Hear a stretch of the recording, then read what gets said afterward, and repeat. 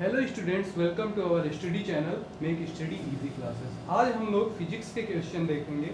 Physics के question जो air force, navy और आपके डिफेंस में पूछे जाते हैं। तो एयरफोर्स में इसी टाइप के क्वेश्चन पूछे जाते हैं। चलिए हम लोग देखते हैं। ओके, तो हमारा फर्स्ट क्वेश्चन है।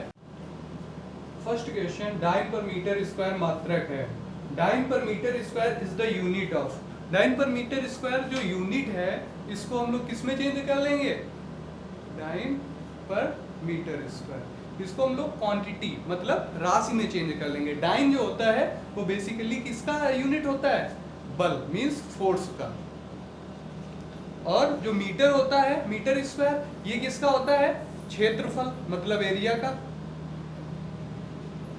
तो इससे क्या पता चला, ये जो फोर्स अपॉन एरिया होता है, ये किसका फार्मूला होता है? या तो प्रेशर का होता है या फिर स्ट्रेस का। और आपके ऑप्शन में दिया हुआ है क्या? दाब मतलब प्रेशर। तो ऑप्शन नंबर ए सही हो जाएगा। ठीक है, सेकेंड क्वेश्चन चलते हैं। अनुदैर्ध्य प्रकृति की तरंगे मींस लॉन्गिट्यूडनल वेव्स नहीं दर्शाती है। स्टूडेंट्स, ये चीज समझने वाली है कि जो मैकेनिकल वेव्स होती हैं वो टू टाइप्स की होती हैं। फर्स्ट जो होती है वो क्या होती है? अनुप्रस्थ तरंग। अनुप्रस्थ तरंग मतलब ट्रांसवर्सल वेव्स,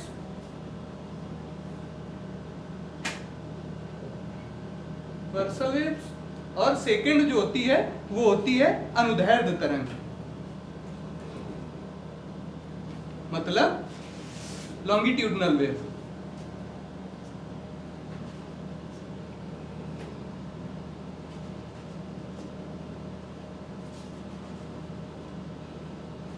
तो लॉन्गिट्यूडनल वेव्स और जो ट्रांसवर्सल वेव्स है, इसमें मेन डिफरेंस यही होता है क्या कि एक में जो होता है वो क्या होता है आपका?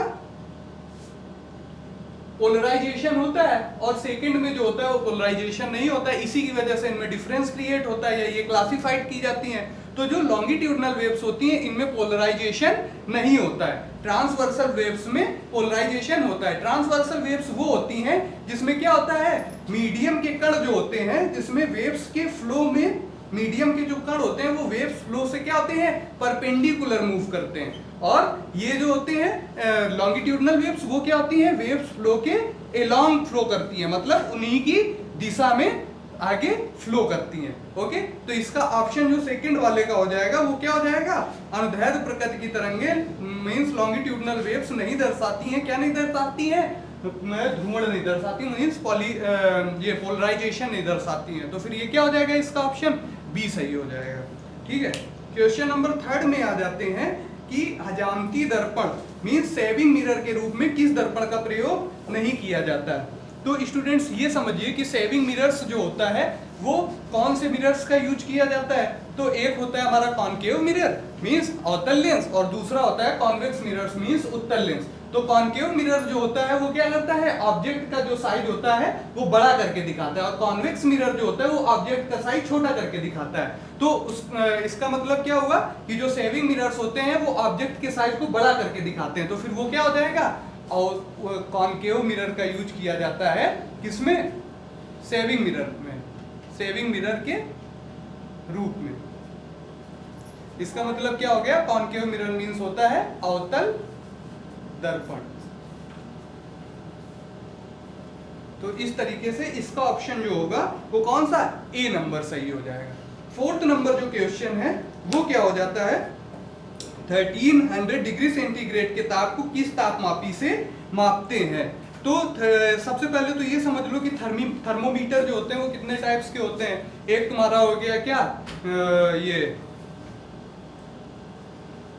गैस थर्मोमीटर, और सेकंड जो हो गया वो platinum resistance thermometer means platinum प्रतिरोध तापमापी। थर्ड जो है तापयुग्म तापमापी मींस थर्मोकपल थर्मोमीटर। और फोर्थ जो हो गया पूर्ण विकिरण तापमापी मींस टोटल रेडिएशन थर्मोमीटर। तो फर्स्ट वाला जो है वो गैस थर्मोमीटर, उसकी जो रेंज होती है वो कितनी होती है? -268 डिग्री से कितना? 1500 डिग्री सेंटीग्रेड तक। और जो तुम्हारा सेकंड वाला है वो कौन सा है आपका? प्लेटिनम प्रतिरोध तापमापी। इसका जो हो जाएगा प्लेटिनम रेजिस्टेंस का, प्लेटिनम रेजिस्टेंस थर्मोमीटर का, इसका कितना हो जाता है रेंज, इसका रेंज हो जाता है, ये गैस का हो गया, गैस थर्मोमीटर का, और ये जो प्लेटिनम का हो जाता है, प्लेटिनम का कितना हो जाता है -200 डिग्री सेंटीग्रेड से 1200 डिग्री सेंटीग्रेड तक। थर्ड जो है वो थर्मोकपल है, थर्मोकपल थर्मोमीटर,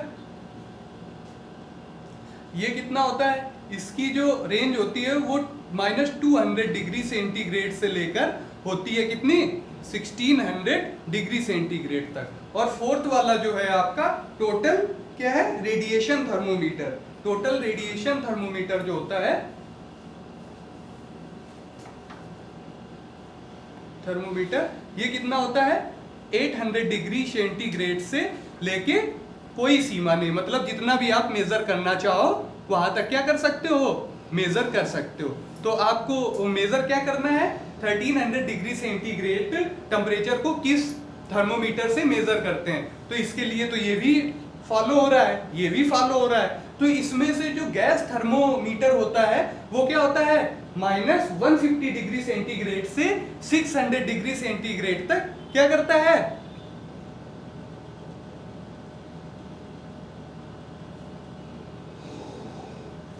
600 डिग्री सेंटीग्रेड तक एक्यूरेसी के साथ मेजर करता है। उसके बाद फिर उतनी एक्यूरेसी नहीं रहती, इसलिए हम लोग किसका यूज करते हैं, थर्मोकपल थर्मोमीटर का। तो ये आपका ऑप्शन कौन सा सही हो जाएगा, सी नंबर सही हो जाएगा।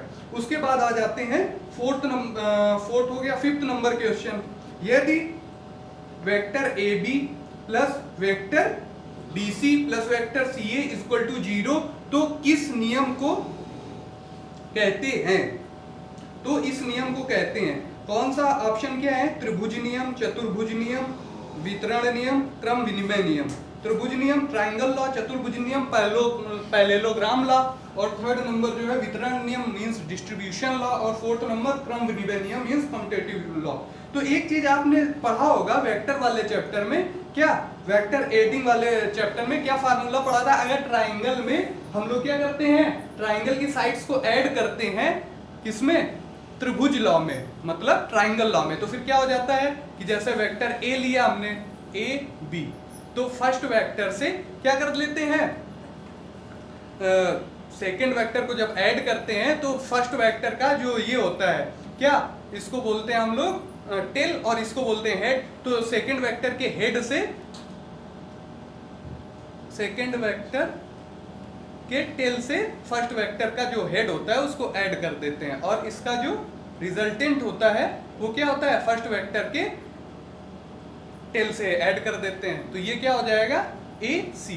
तो इसको जब ऐड होता था तो ये क्या हो जाता था, vector A B plus vector B C is equal to vector A C. Okay, ये जब vector A B plus vector B C ये जब इस तरफ आएगा, इक्वल के सेकेंड साइड आएगा, तो साइन चेंज हो जाता है, माइनस वेक्टर ए सी। और वेक्टर लॉ में क्या होता था, ट्राइंगल लॉ में, ये जब C इस तरफ आएगा, सेकेंड साइड आएगा, तो फिर क्या हो जाएगा, ये माइनस प्लस में कन्वर्ट हो जाएगा, तो प्लस सी ए। तो ये क्या हो गया आपका, यही वाला तो इक्वेशन लिखी हुई है यहाँ पे। तो फिर ये क्या हो गया आपका, ये हो गया ट्राइंगल लॉ। तो फिर आपके फिफ्थ नंबर का जो आंसर होगा वो कौन सा सही हो जाएगा, ए नंबर सही हो जाएगा। ओके, आ जाते हैं 6 में। जो 6 क्वेश्चन दिया हुआ है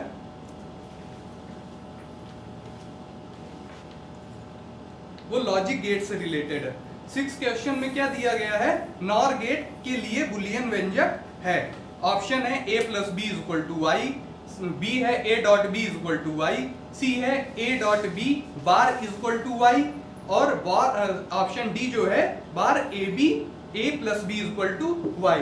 तो सबसे पहले तो आप लॉजिक गेट समझिए, लॉजिक गेट क्या होता है। हालांकि मोस्ट ऑफ स्टूडेंट्स इसके बारे में जानते होंगे, लेकिन फिर भी एक बार देख लेते हैं, ठीक है। तो लॉजिक गेट्स जो होते हैं वो 3 टाइप्स के होते हैं। कौन कौन से, फर्स्ट लॉजिक गेट हो गया आपका और गेट, सेकेंड हो गया एंड गेट, थर्ड हो गया नॉर गेट। और गेट का जो आपका बुलियन व्यंजक होता है, जिसको हम लोग क्या बोल देते हैं, बुलियन एक्सप्रेशन बोल देते हैं, वो क्या होता है, a plus B is equal to Y. And gate का बुलियन व्यंजक क्या होता है, a dot B is equal to Y. NOR gate का बुलियन व्यंजक जो होता है या बुलियन एक्सप्रेशन जो होता है वो क्या होता है, a bar is equal to Y. तो आप ये समझिए a प्लस बी जो है वो लॉजिक गेट्स की क्या है, इनपुट है, और y जो है वो लॉजिक गेट का क्या है, आउटपुट है। ओके, अब हमें जो गेट दिया गया है वो क्या गेट दिया गया है, नॉर गेट दिया गया है, और एंड नॉट होता है ये, नॉट गेट। अब हमें जो व्यंजक बुलियन व्यंजक पूछा गया है वो किसका पूछा गया है, नॉर गेट का। किसका, नॉर गेट का। तो इसमें दो गेट ऐड हुए हैं। ओके, दो लॉजिक गेट ऐड हुए हैं, कौन कौन से, एक तो नॉट गेट है और दूसरा कौन सा है, और गेट। तो और गेट का बुलियन व्यंजक या बुलियन एक्सप्रेशन क्या था, a plus B is equal to Y, और नॉट गेट भी है, नॉट गेट का क्या था, बार था, तो इसमें बार लगा देंगे। तो इसका ऑप्शन कौन सा सही हो जाएगा, D number, a plus B is equal to Y, D number सही हो गया। उसके बाद में आ जाते हैं सेवेंथ क्वेश्चन में। सेवेंथ क्वेश्चन क्या दिया गया है, यदि किसी सेल पर भार बढ़ा दिया जाए तो धारा के मान में क्या परिवर्तन होगा। अब ये समझने वाला क्वेश्चन है, इसको आराम से समझेंगे हम लोग। भार बढ़ाने का मतलब होता क्या है, ऑब्वियसली ये होता है कि उसमें अप्लायंसेस ऐड कर दिए जाएंगे किसी भी सर्किट में। जब अप्लायंसेस ऐड किए जाते हैं, इसका अप्लायंसेस का मतलब क्या होता है, अप्लायंसेस का मतलब होता है रेजिस्टेंस ऐड करना। और सर्किट में जो रेजिस्टेंस ऐड होते हैं वो हमेशा किसमें ऐड होते हैं, सर्किट के जो अप्लायंसेस ऐड होते हैं या तो वो सीरीज में ऐड होना चाहिए या तो पैरेलल ऐड होना चाहिए। लेकिन हम लोगों को पता है कि सर्किट में जो रेजिस्टेंस ऐड होते हैं वो या अप्लायंसेस जो लगते हैं वो हमेशा किस में लगते हैं, पैरेलल में लगते हैं। तो मींस रेजिस्टेंस जो लगेगा वो किस में लगेगा, पैरेलल में लगेगा। अब जैसे हमारे पास एक 5 ओम का रेजिस्टेंस लगा हुआ था सर्किट में, 5 ओम का हमने और लगा दिया, तो फिर टोटल रेजिस्टेंस क्या हो जाएगा, टोटल रेजिस्टेंस जो होगा, चूंकि ये रेजिस्टेंस जो होते हैं पैरेलल में लगते हैं, किस में लगते हैं, सर्किट में पैरेलल में लगते हैं, तो फिर टोटल रेजिस्टेंस जो होगा वो कितना हो जाएगा, 1/R is equal to 1/R1 plus 1/R2। Okay, क्यों, क्योंकि पैरेलल में जो रेजिस्टेंस जुड़ते हैं उसका फार्मूला ये होता है 1/R is equal to 1/R1 plus 1/R2 plus 1/R3 up to dot dot. तो टोटल रेजिस्टेंस क्या हो जाएगा, 1/R is equal to 1/5 plus 1/5। इसको ऐसे लिख सकते हैं हम लोग, जब सिंप्लीफाई करेंगे तो R इज इक्वल टू कितना हो जाएगा जाके, R इज इक्वल टू हो जाएगा जाके हमारा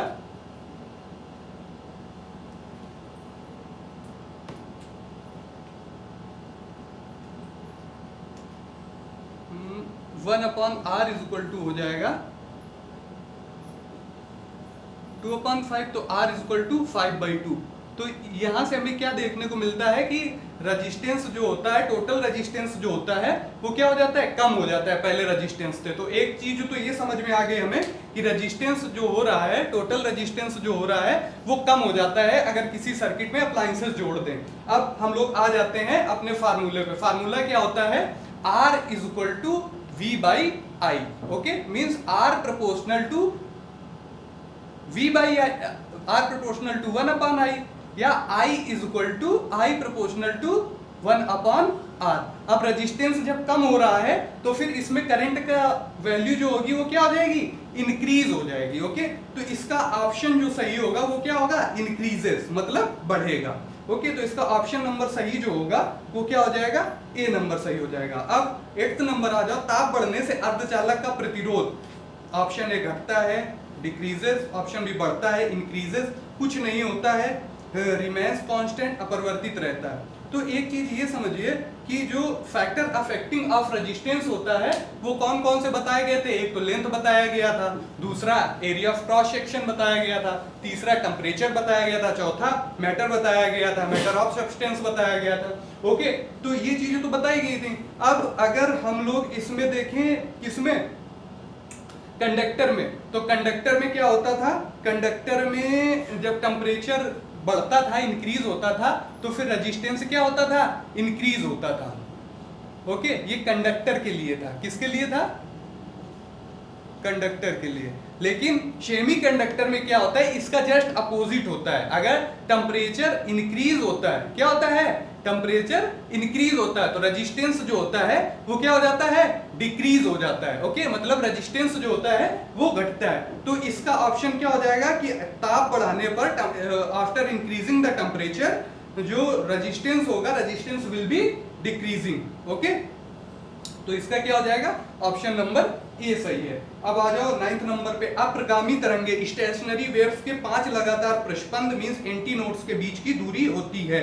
तो एक चीज तो ये समझिए कि जो एंटी नोड्स होते हैं, कॉन्सेक्यूटिव एंटी नोड्स या फिर कॉन्सेक्यूटिव नोड्स जो होते हैं, मतलब नोड्स मतलब क्या हो जाएगा, निष्पंद, इनके बीच की दूरी जो होती है वो हमेशा λ/2 होती है। मतलब तरंग दैर्घ्य की क्या होती है, आधी होती है हमेशा। ओके, तो 5 लगातार हमने क्या बना लिए, सपोज करिए एंटी नोड्स बना लिए, 1 2 3 4 5।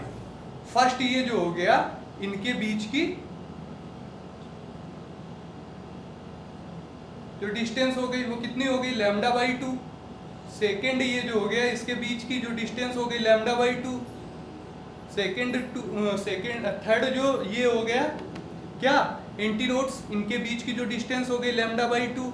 और ये जो हुआ इस फोर्थ, इसके बीच की डिस्टेंस जो हुई λ/2।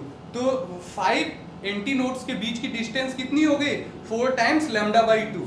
तो हमने क्या कर लिया, 4 इंटू λ/2, ये से ये कट गया, तो हमारा कितना आ गया, 2 लैम्डा। तो इसका आंसर कौन सा सही हो जाएगा, 2 लैम्डा मीन्स ए नंबर ऑप्शन।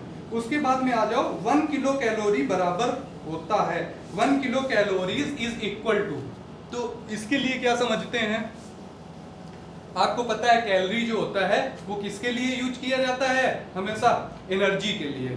ओके, और इसमें जूल दिया है, जूल भी एनर्जी के लिए यूज किया जाता है। दोनों जो यूनिट्स हैं वो किसकी हैं, एनर्जी की हैं। तो हमें पता है, हमने लर्न कर रखा है 1 कैलोरी इज इक्वल टू कितना होता है, 4.18 जूल। अप्रॉक्स में कितना हो जाता है, 4.2 जूल। ओके, तो ये हो जाता है। अब इन्होंने कितना दिया है, 1 kilo calorie. 1 kilo calorie means 4.12 kilo. जहां पर भी किलो लिखा हो वहां पर कुछ भी सोचे समझे बिना हम लोग 1000 से मल्टीप्लाई करा देते हैं, जूल हो गया। तो ये कितना आ गया, इससे मल्टीप्लाई कराएंगे तो 4200 जूल आ जाएगा। अच्छा, एक चीज और, बहुत बार स्टूडेंट्स कंफ्यूज होते हैं कि कैलोरी जूल की जगह 1 joule is equal to 4.2 calorie कर देते हैं। तो इसमें कंफ्यूज होने की बिल्कुल जरूरत नहीं है। जब भी रिलेशन आ जाए 1 calorie is equal to 4.2 joule या कैलोरी और जूल के बीच में रिलेशन आ जाए, तो आपको हमेशा ये याद रखना है कि जूल की जो न्यूमेरिक वैल्यू होती है वो क्या होती है, ज्यादा होती है कैलोरी की अपेक्षा। ओके, अब आ जाओ 9th number question. 9th number question हो गया, 10th नंबर क्वेश्चन हो गया। अब आ जाओ 11th नंबर क्वेश्चन।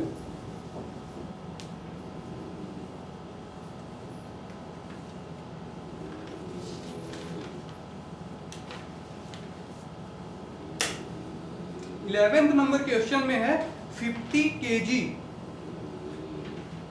मास मतलब द्रव्यमान के एक पिंड को वर्ग पर खींचने के लिए 40 न्यूटन के बल की आवश्यकता होती है। तो घर्षण गुणांक का मतलब क्या होता है, फ्रिक्शनल कोएफिशिएंट।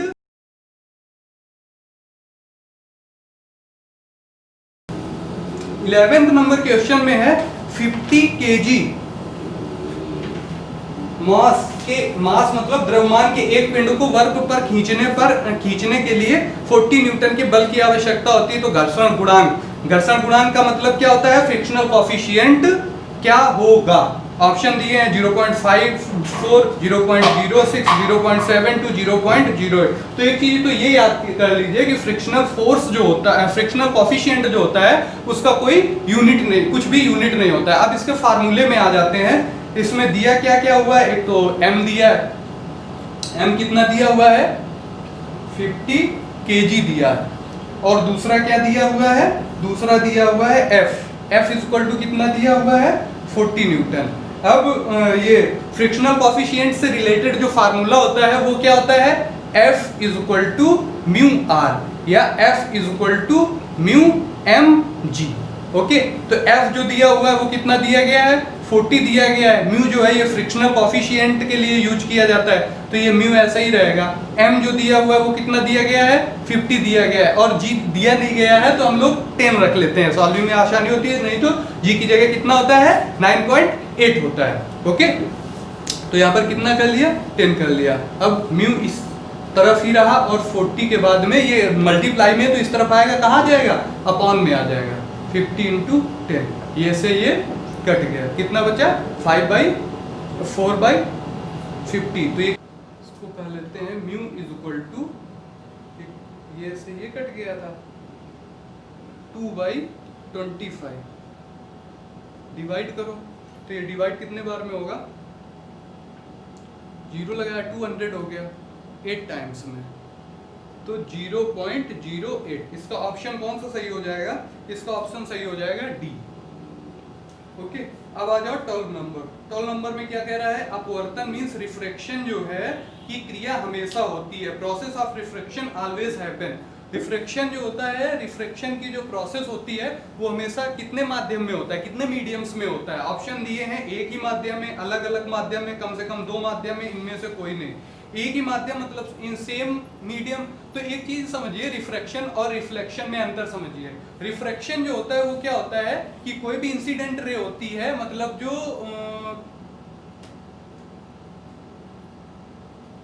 इंसिडेंट रे होती है वो एक मीडियम से दूसरे मीडियम में क्या हो जाती है, निकल जाती है, ठीक है। और जो रिफ्लेक्शन होता है उसमें क्या होता है, इंसिडेंट रे उसी मीडियम में वापस चली जाती है। ओके, इतनी सी बात है। इसको क्या बोलते हैं, इसको बोलते हैं normal incident ray,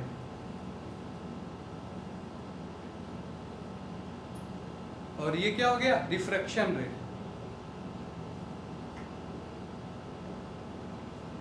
incident ray और ये क्या हो गया आपका, रिफ्लेक्शन रे।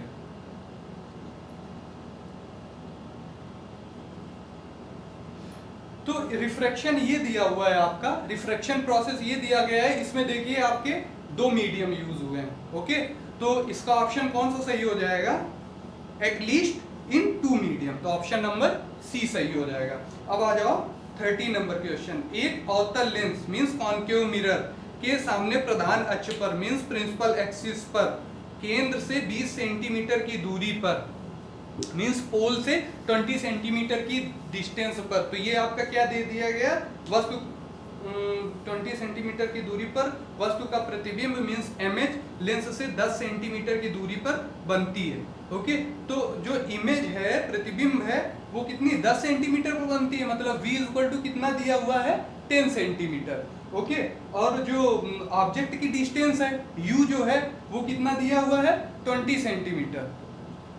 ओके, और कौन से उसका यूज किया गया है, अवतल lens means concave mirror. Concave mirror कौन सा होता है आपका, ये वाला, इसका यूज किया गया है। तो इसमें हमेशा जो ऑब्जेक्ट होता है वो कहाँ होता है, लेफ्ट साइड में होता है, रखा गया होगा, और जो इमेज होगी वो भी कहाँ बनेगी, लेफ्ट साइड में ही बनेगी। और साइन कन्वेंशन रूल के अकॉर्डिंग, मतलब चिन्ह परिपाटी नियम के अनुसार जो इमेज होगी और जो ये आपका ऑब्जेक्ट के डिस्टेंस होगी, ये हमेशा किस में होगी, माइनस में होगी, क्योंकि जो साइन कन्वेंशन रूल होता है वो हमेशा क्या बताता है, लेफ्ट साइड की जितनी डिस्टेंस होगी वो हमेशा माइनस में आएगी। ओके, तो इतना तो क्लियर हो गया। अब ये क्या पूछ रहे हैं, इस लेंस की फोकस दूरी निम्नलिखित में से कौन होगी। तो फोकस दूरी हमें ज्ञात करनी है, f फाइंड करना है। तो इसका लेंस का जो फार्मूला होता है वो क्या होता है, 1/v minus 1/u is equal to 1/f। ये फार्मूला होता है लेंस का। तो अब इसमें हम लोग क्या वैल्यू पुट कर देंगे, तो कितनी आएगी, 1/-10 minus 1/-20 is equal to 1/f। तो इसमें क्या हो जाता है, 1/-10 minus minus plus 1/20 is equal to 1/f। इसमें एलसीएम लेंगे 20 आ जाएगा, तो 10 से डिवाइड करेंगे, ये कितना आ गया, माइनस का 2 plus 1 is equal to 1/f। Multiply करेंगे तो फिर ये कितना आ जाएगा, -2 से 1 जब लेस होगा तो माइनस का 1 आ जाएगा, तो minus f is equal to 20, तो f इज इक्वल टू कितना आ गया, -20 सेंटीमीटर हो जाएगा। तो आपका ऑप्शन कौन सा इसका सही हो जाएगा, ए। ओके, अब आ जाओ 14 नंबर में। बेंच से कोट को पीटने पर धूल के कण गिर जाते हैं। Why the particles of dust is fall from the coat by beating from the stick? किस वजह से स्टिक से किसी कोट को बीट करने पर ये डस्ट के पार्टिकल्स गिर जाते हैं? उसका रीजन क्या होता है? उसका रीजन होता है इनर्शिया। इनर्शिया एक्चुअली में होता क्या है? इनर्शिया जो होता है किसी भी ऑब्जेक्ट की टेंडेंसी होती है जिसमें ऑब्जेक्ट जो होता है वो क्या करता है, अपने आप को अपनी इनिशियल पोजीशन पर रखने का क्या करता है, एफर्ट करता है। ठीक है, इनिशियल पोजीशन जैसे वो अगर स्टैटिक पोजीशन पे मतलब रुकी हुई अवस्था में है तो रुकी हुई अवस्था में रहने का प्रयास करेगा, अगर वो मोशन की अवस्था में है तो फिर मोशन में ही रहने का प्रयास करेगा जब तक कि उस पर कोई एक्सटर्नल फोर्स मतलब बाहरी बल न लगाया जाए। ओके, अब कोट में जो डस्ट के पार्टिकल थे वो रुकी हुई अवस्था में थे और कोट को पीटा गया तो फिर क्या हुआ, कोट तो उसमें आ गया, आपका मोशन पोजीशन पे आ गया, लेकिन जो पार्टिकल्स हुए वो स्टैटिक पोजीशन पे ही रहेंगे, इसलिए जो पार्टिकल्स होते हैं वो मूव नहीं कर पाते, इसलिए वो क्या होते हैं, गिर जाते हैं। तो इसका ऑप्शन कौन सा सही हो जाएगा, बी नंबर, जड़त्व के कारण means due to inertia, B number सही हो जाएगा। अब आ जाओ 15 नंबर। 15 नंबर क्या है, प्रत्यास्था सीमा के अंदर प्रतिबल विकृति के समानुपाती होता है, यह कथन किसका है? Under elastic limit stress is directly proportional to strain, who gave this statement? Okay, तो ये जो स्टेटमेंट है ये हुक ने दिया था, साइंटिस्ट हुक ने दिया था। साइंटिस्ट हुक ने क्या कहा था कि प्रत्यास्था सीमा के अंदर, अंडर द क्या इलास्टिक लिमिट, जो स्ट्रेस होगी वो डायरेक्टली प्रोपोर्शनल होगी किसके, स्ट्रेन के। और कहीं कहीं पर हुक का नियम जो लिखा रहता है वो क्या लिखा रहता है, फॉर द स्मॉल डिफॉर्मेशन, मतलब क्या लिखा रहता है, for the small deformation stress is directly proportional to strain, मतलब कम विरूपक के लिए जो आपका स्ट्रेस होता है, प्रतिबल होता है, वो किसके इक्वल होता है, प्रोपोर्शनल होता है स्ट्रेन के। तो दोनों भी डेफिनेशन मिल जाए, चाहे ये मिल जाए या वो मिल जाए, ये वो का मतलब क्या हुआ, ये वो का मतलब हो गया कि एक तो हो गया कि अंडर इलास्टिक लिमिट लिखा हो या फिर ये लिखा हो फॉर द स्मॉल डिफॉर्मेशन, दोनों के लिए सही है। तो ये नियम कौन सा हो जाएगा, हुक का नियम, मींस ऑप्शन नंबर बी सही है। Okay students, it's enough for today's video. Students, अगर आपको ये वीडियो अच्छा लगा हो तो अपने दोस्तों के साथ शेयर करिए जिससे ज़्यादा से ज़्यादा लोगों को ये वीडियो मिल पाए और वो इसका एडवांटेज उठा पाए। Okay students, thank you.